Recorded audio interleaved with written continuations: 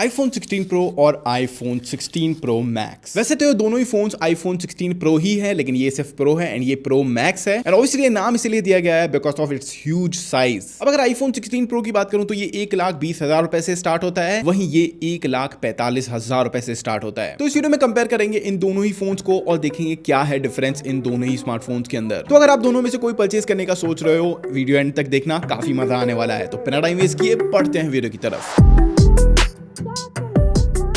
अब video start करने से पहले मैं आपको बता दूं कि भाई मैं यहाँ पे सिर्फ और सिर्फ इनके जो डिफरेंसेस हैं उनकी बात करने वाला हूँ। यहाँ पे जो भी चीजें इन दोनों के अंदर सेम मिलती हैं मैं उनकी बातें नहीं करूंगा। अगर आपको जानना है iPhone 15 Pro से 16 Pro में क्या चेंजेस हैं, या फिर iPhone 15 Pro Max से 16 Pro Max के अंदर क्या चेंजेस हैं, तो यहाँ पे ऊपर आई बटन में क्लिक करके या फिर यूट्यूब पे सर्च करके देख लेना। मैंने इनकी videos even dedicated camera comparison भी ऑलरेडी बना चुका है। चलो बात कर लेते हैं सबसे पहले डिफरेंस की, जो की है स्टोरेज। iPhone 16 Pro आता है 1,20,000 रुपए में, जो की ऑफर करता है 128 GB का storage with 8 GB of RAM. वहीं iPhone 16 Pro Max आता है 1,45,000 रुपए में, जो की ऑफर करता है 256 GB storage with 8 GB of RAM. यानी कि Pro Max वेरिएंट के अंदर आपको 128 का ऑप्शन नहीं मिलता है। अब यहाँ पे मैं डिजाइन की बात इसलिए नहीं कर रहा हूँ क्योंकि दोनों के दोनों एग्जैक्टली सेम डिजाइन के साथ आते हैं। इवन यहाँ पे मेरे पास कलर्स भी दोनों के सेम ही हैं, सेम वही टाइटेनियम फ्रेम, सेम वही matte back glass and same वही ग्लॉसी कैमरा मॉड्यूल। अब यहाँ पे आपको इनकी साइजेस में डिफरेंस देखने को मिलेगा। एंड यहाँ पे मैं बता दूं कि दोनों ही फोन्स का साइज बढ़ा दिया गया है, यानी कि 16 Pro का साइज 15 Pro के कंपैरिजन में ज्यादा है, वहीं 16 Pro Max का साइज 15 Pro Max के कंपैरिजन में भी बढ़ा दिया गया है। iPhone 16 Pro की height 5.89 inches, width 2.81 inches and 8.3 mm thickness के साथ आता है। वहीं 16 Pro Max 6.42 inches height, 3.06 inches width और 8.3 mm थिकनेस के साथ आता है। एंड ऑब्वियसली जिसकी वजह से यहाँ पे आपको डिस्प्ले साइज भी बड़ा मिल रहा है, 6.3 inches iPhone 16 Pro and 6.9 inches for iPhone 16 Pro Max। हालांकि यहाँ पे इतना बड़ा डिफरेंस होने के बाद भी सिर्फ 28 ग्राम्स का वेट डिफरेंस है इन दोनों में, 199 ग्राम्स एंड 227 ग्राम्स। और सच बता रहा हूँ iPhone 16 Pro Max का जो वेट डिस्ट्रीब्यूशन है बहुत ही कमाल का है। मतलब भाई हाथ में उठाने में ये कोई ऐसा भारी फोन फील नहीं होता है, कहीं से भी उठाओ इसका वेट मैनेजमेंट बहुत ही तगड़ा किया गया है, जिसकी वजह से भाई आराम से इस फोन को आप यूज कर सकते हो। मतलब कि कोई दिक्कत ही नहीं है यार, बहुत ही सही तरीके से इसका वेट डिस्ट्रीब्यूशन किया गया है। वहीं 16 Pro एक कॉम्पैक्ट डिवाइस है, काफी अच्छा है भाई, हाथ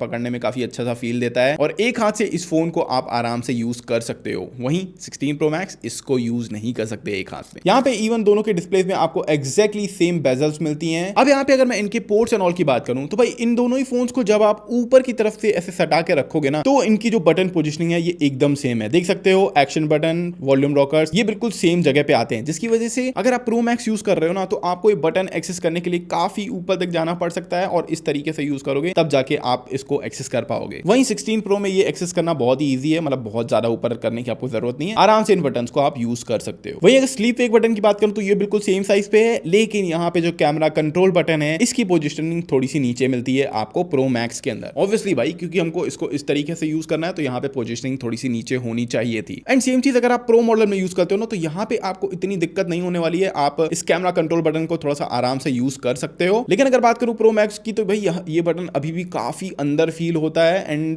थोड़ा सा इसको चलाने में इनकन्वीनियंस हो जाती है। बाकी नीचे की तरफ पे type C port, mic and speakers का ऑप्शन मिल जाता है, ऊपर की साइड पे कुछ भी नहीं है, तो यहाँ पे एज सच कुछ डिफरेंस आपको देखने को नहीं मिलेगा। सेम IP68 वाटर रेसिस्टेंट मिल जाता है, सेम सेरेमिक शील्ड का प्रोटेक्शन मिल जाता है, तो ड्यूरेबिलिटी के मामले में यहाँ पे ऐसा कुछ डिफरेंस नहीं है। बात करूं अगर दोनों के डिस्प्लेस की तो यहाँ पे आपको सिर्फ डिस्प्ले साइज का डिफरेंस देखने को मिलेगा, बाकी दोनों ही ये डिस्प्लेस हैं ये बिल्कुल सेम है, कुछ भी डिफरेंस नहीं है। यहाँ पे 6.3, यहाँ पे 6.9 इंचेस का LTPO super retina XDR display मिल जाता है, 2000 निट्स की ब्राइटनेस मिलती है, 120 हर्ट्ज का प्रो मोशन डिस्प्ले है, बहुत ही स्मूथ है, बहुत ही कमाल का है, काफी अच्छे कलर्स मिलते हैं, कोई भी वहां पे डिफरेंस आपको नहीं देखने को मिलेगा। सिर्फ एक ही डिफरेंस है यहाँ पे साइज का। 16 Pro Max में साइज ज्यादा होने की वजह से आपको जो ओवरऑल व्यूइंग एंगल मिलता है ये ज्यादा मिलता है। इवन अगर आप ब्राउजिंग वगैरह भी करते हो तो भाई बड़े डिस्प्ले में आपको बड़ा बड़ा कंटेंट दिखता है, जो कि डेफिनेटली एक प्लस पॉइंट हो जाता है इसका। और अगर आप कंटेंट वॉचिंग भी करते हो तो भाई इस बड़े से डिस्प्ले में, वो भी इतनी कम बेजल्स के साथ, जो कंटेंट वॉचिंग का मजा आता है वो नेक्स्ट लेवल है। मेरे हिसाब से एप्पल को सिर्फ इस नॉच को हटा देना चाहिए, उसके बाद ये display best display in the market हो जाएगा। अब अगर दोनों की चिपसेट की बात करूं तो वहां पे बिल्कुल सेम ही मिल रहे हैं, कोई भी डिफरेंस नहीं है, दोनों में ही कूलिंग चैम्बर मिल जाता है, दोनों में ही A18 Pro चिपसेट मिलता है, तो वहां यहाँ पे आपको पावर परफॉर्मेंस में कोई भी डिफरेंस नहीं देखने को मिलेगा, लगभग सेम ही सारी चीजें आपको मिलने वाली है। एंड इनकी परफॉर्मेंस में भी आपको जरा सा भी डिफरेंस नहीं फील होगा। हालांकि एक चीज है जहां पे आपको हल्का सा डिफरेंस फील हो सकता है, क्योंकि आईफोन 16 प्रो एक कॉम्पैक्ट डिवाइस है, जिसकी वजह से इसके कंपोनेंट्स जो हैं ये थोड़े से कंजस्टेड होते हैं एज कंपेयर टू मैक्स में, क्योंकि मैक्स के जो कंपोनेंट्स हैं ये इतने बड़े फोन में आराम से बैठे हुए होते हैं, जिसकी वजह से यहाँ पे आपको लेस हीटिंग मिलती है as compared to pro series. जब हमने इनका कैमरा टेस्ट किया था तो 16 प्रो काफी हीट हो चुका था, वहीं 16 प्रो मैक्स में इतनी ज्यादा हीटिंग नहीं थी जितनी ये कर रहा था। एंड ऑल्सो अगर आप वीडियो एडिटिंग करते हो या फिर गेमिंग करते हो तो वहां पे भी आपको इस बड़ी स्क्रीन का एडवांटेज मिलेगा। आपके पास ज्यादा व्यूइंग एंगल होगा, ज्यादा एरिया होगा, जिससे आप बेटर एडिटिंग या फिर बेटर गेमिंग कर सकते हो। और इनके अंदर पावर की बात करूं तो वो बिल्कुल सेम है, कुछ भी डिफरेंस नहीं है, तो इनको कंपेयर करने का कोई सेंस नहीं बनता, दोनों ही इक्वली पावरफुल है। चलो बात कर लेते हैं इनके अंदर बैटरीज की। और भाई बैटरी के मामले में ये दोनों के दोनों फोन्स बहुत ही ज्यादा इंप्रूव हो चुके हैं अपनी प्रीवियस जनरेशन से। आईफोन 16 प्रो के अंदर आती है 3582 mAh, वहीं 16 प्रो मैक्स ऑफर करता है 4685 mAh। तो यहाँ पे जो इन दोनों ही फोन्स के अंदर आपको बैटरी बैकअप में डिफरेंस देखने को मिलेगा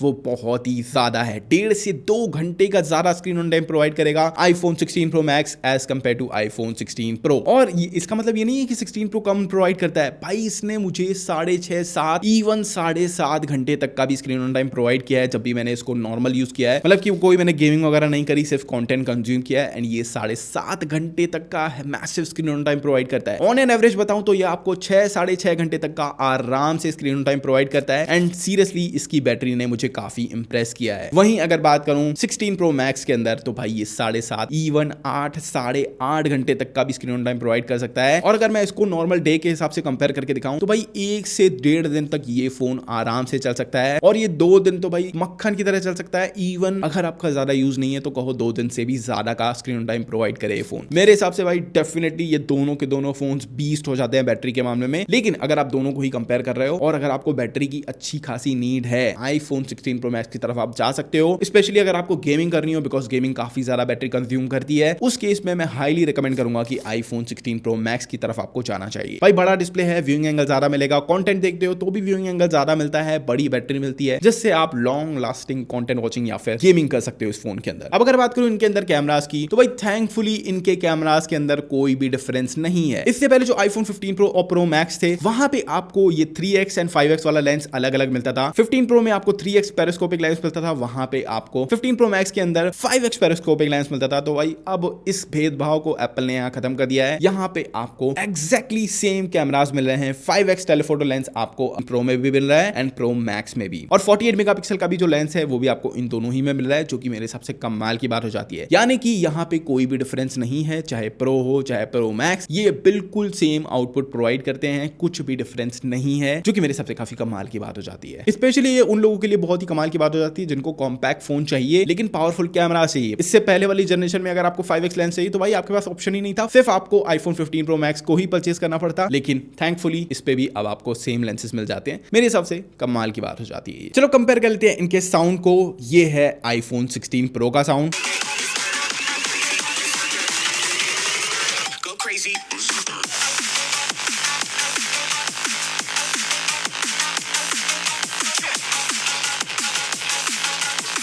ये है आईफोन 16 प्रो मैक्स का साउंड।